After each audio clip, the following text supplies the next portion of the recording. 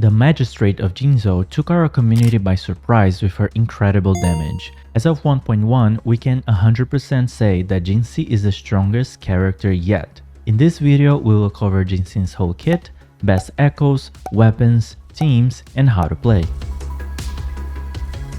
Jinhsi is a 5-star spectral broadblade user that fits in the hyper carry role. Her kit can be intimidating at first, but in fact, it's really simple. I'm gonna break it down for you in a simple way without the official long texts. Jinhsi has 3 special resonance skills and different sets of basic attacks. They're all inside of her forte circuit, and this is where the biggest part of her damage comes from. But before we get there, let's start from the basics. In her normal form, Jinhsi has a normal set of basic attack and a very simple resonance skill.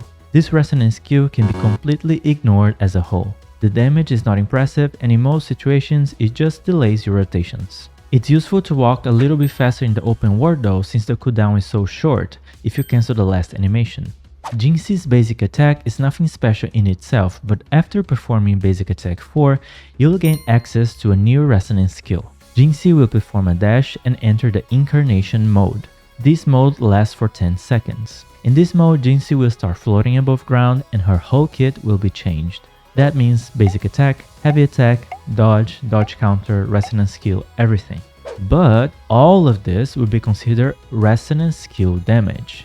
Inside the incarnation mode, most of the times you'll be using only the basic attacks, the new resonance skill, and dodge when needed. And again, after you perform 4 basic attacks inside the incarnation mode, another resonance skill will be available. This resonance skill is where Jinhsi's main damage comes from. It's an extremely powerful skill with high multipliers and even has an animation like Liberations. We'll call it Dragon Nuke for the rest of the video. The damage of the Dragon Nuke will increase according to how much your Forte Bar is charged. The Forte Bar can hold up to 50 points. Jinhsi will get 1 point every time a resonator in the team inflicts damage. This effect is triggered by the same attribute, aka element, 1 time every 3 seconds. For example, if you're using Verena with Jinhsi, Verena can still feel Jinhsi's bar when she's dealing spectral damage. But let's say you activate Verena's Liberation, which deals coordinated attacks, and then switch to Jinhsi. Because both of them are spectral, even if Verena is doing damage off-field, only one of them will be gaining points to Jinhsi's bar, because the limit is calculated by element and not by character. Get it? Jinhsi can gain 2 points when other characters in the team deal coordinated attacks. So if you want to do the most amount of damage possible with the Dragon Nuke, pair Jinhsi with a character that deals coordinated attacks. We'll see more about that when we talk about best teams. There's a thing that changes how fast the bar is charged though, and that's her outro skill. Jinhsi's outro skill will make her teammates charge 1 point of her Forte Bar every second instead of every 3 seconds, and that will last for 20 seconds. There's one more thing before we move on. When Jinhsi does the Dragon Nuke, she will gain Unison, and what that does is activate a fake intro and outro skill. What I mean by that is that you'll be able to switch to the next character even if your concertor energy is not full. Activate Jinhsi's outro skill and the next character's intro skill. You can activate Unison once every 25 seconds. Unison will be consumed in priority in place of concertor energy, even when concertor energy is full, so you don't have to worry about it. Okay, moving on. Jinhsi's Resonance Liberation is just a straightforward high damage skill. It's beautiful, but at the end of the day, the Dragon Nuke has higher multipliers. The intro skill is a simple spectral damage attack, but it will activate the second resonance skill immediately, allowing you to skip the 4 basic attacks to enter incarnation. So it is a big deal. Jinhsi's first inherent skill will increase her spectral damage bonus by 20%. The second inherent skill will increase the damage multipliers of the intro skill by 50%. Jinhsi's stat bonuses will give her 8% crit rate and 12% attack when maxed out. The skill priority should be, first and foremost, the Forte Circuit, then Liberation, Resonance skill, intro skill, and basic attack.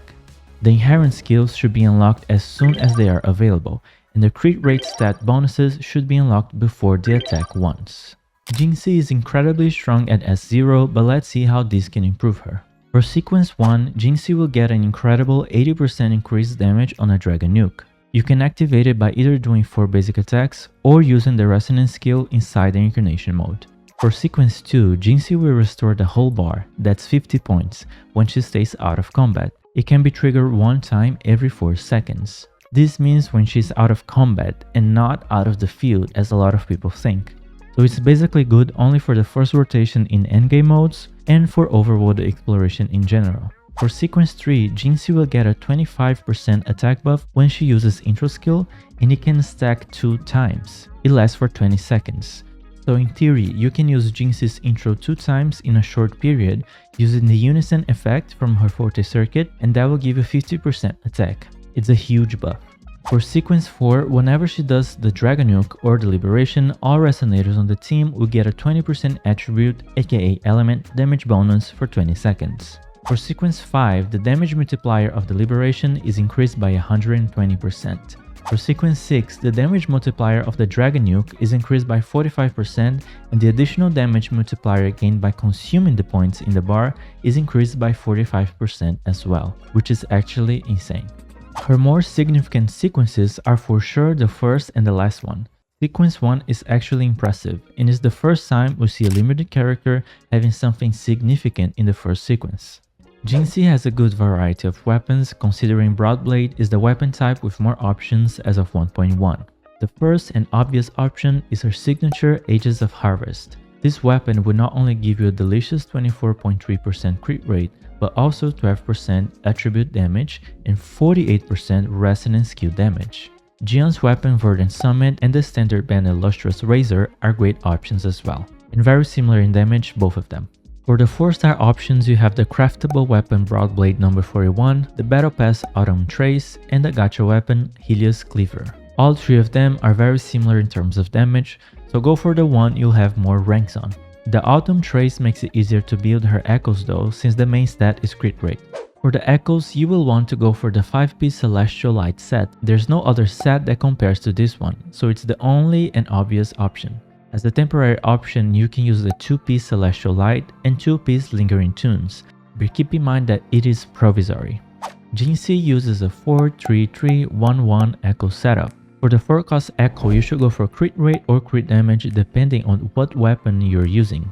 If it's her signature weapon, go for crit damage, and if it's an attack or energy raging weapon, go for crit rate.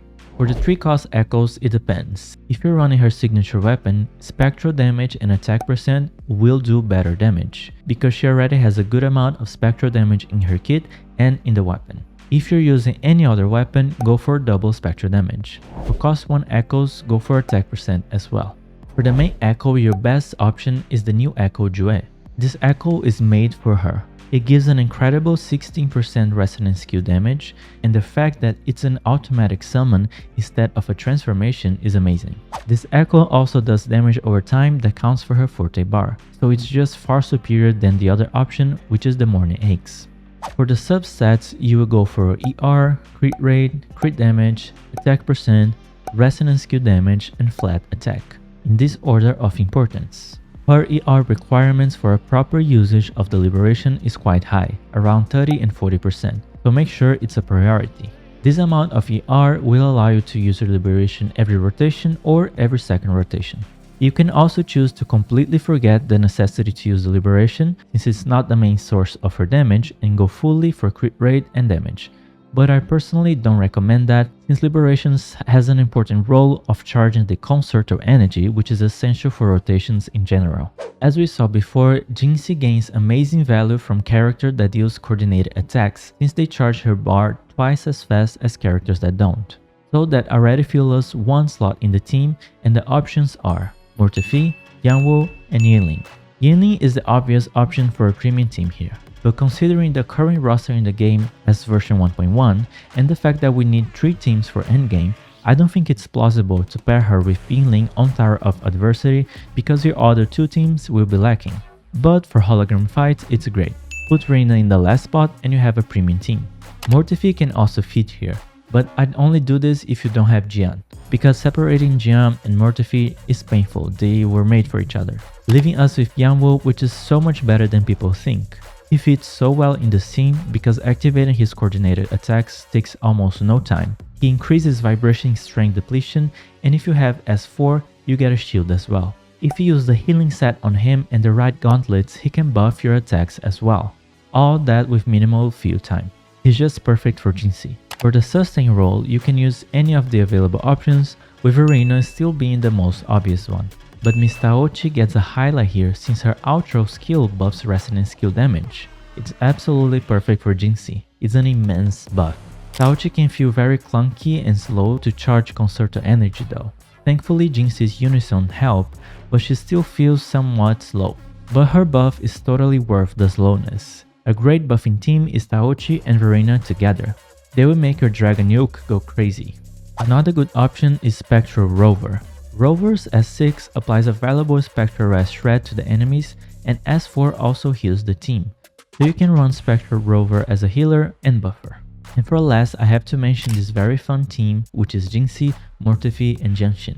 If you activate Mortefi's Liberation and Jianshin's Forte Heavy Attack, you can fill Jinhsi's Forte bar super fast. Not the most traditional team out there, but it's fun. And if you follow me on Twitter, you saw that I made a prediction about Zazi's role in the game. Pretty sure we are going to see a resonant skill damage buffer soon, even if it's not her. So you could wait for that official information to complete your team and save some resources. Jinhsi's base rotation is simple. You don't need to make crazy variations to make her work. Long story short, you want to get access to the Dragon Yoke as soon as possible. You will start by doing 4 basics or the intro skill, followed by the resonant skill to enter Incarnation. 4 attacks to activate the Dragon Yoke, use the Echo skill, do the Dragon Yoke, and just watch the damage go boom. This is the fastest version of the main rotation.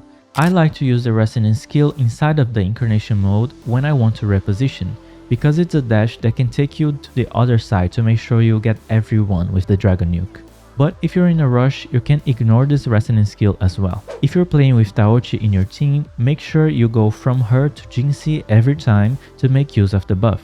One thing that I noted when playing Jinhsi is that I automatically was mashing the basic attack after switching in, and that made her do the mid-air attack before entering the Incarnation mode. So make sure when switching to Jinhsi to click on the resonant skill straight away. It's very important that you use Jue's Echo skill before the Dragon Yoke to make good use of the resonant skill buff. Take some time to test rotations with the team you chose to get a feel of how long you have to be without Jinhsi on the field to fill her bar to a good amount. Filling completely is not always realistic, but make sure it's at least at 80% before using the Dragon Yoke. It will go pretty fast if you're using Jinhsi's outro and a coordinated attack teammate. But if you're using one of the teams that are not traditional, it would take some time. After doing the Dragon Yoke, it's time to switch to other characters to fill Jinhsi's bar, and then rinse and repeat. That will be it for Jinhsi's guide. Let me know in the comments what are your thoughts on our beloved magistrate of Jinzhou.